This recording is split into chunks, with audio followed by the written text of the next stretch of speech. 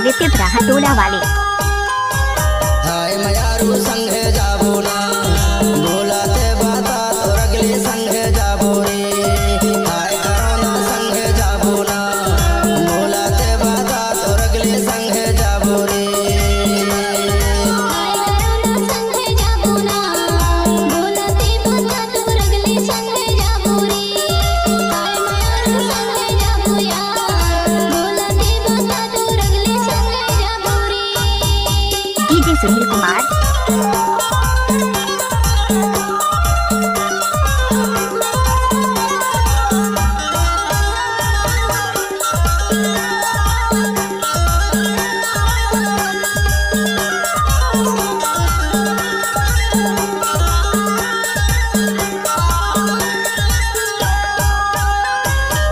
आमा लगा ले धनिया ओ लगा ले धनिया।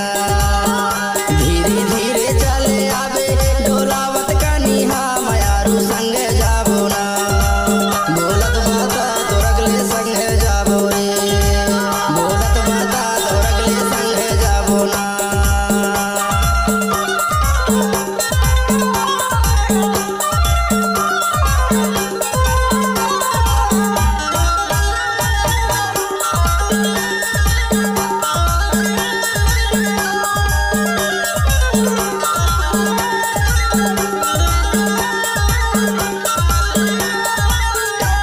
डीजे सुनील कुमार।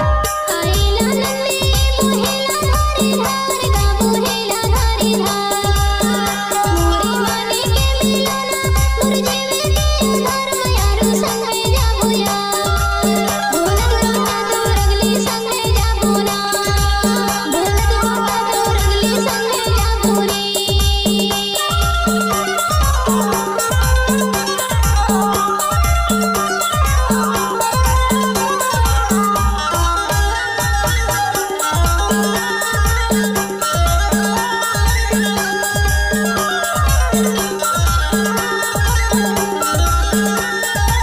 डीजे सुनील कुमार। कुंदरू करेला बारी मा फूले वो बारी मा फूले। माया वाले तोर चेहरा नजर मा झूले मयारू संगे जाबो ना बोलत बाता तो रगले संगे जाबो रे। बोलत बाता तो रगले संगे जाबो ना। हाय मयारू संगे जाबो ना बोलते बाता तो रगले संगे जाबो रे।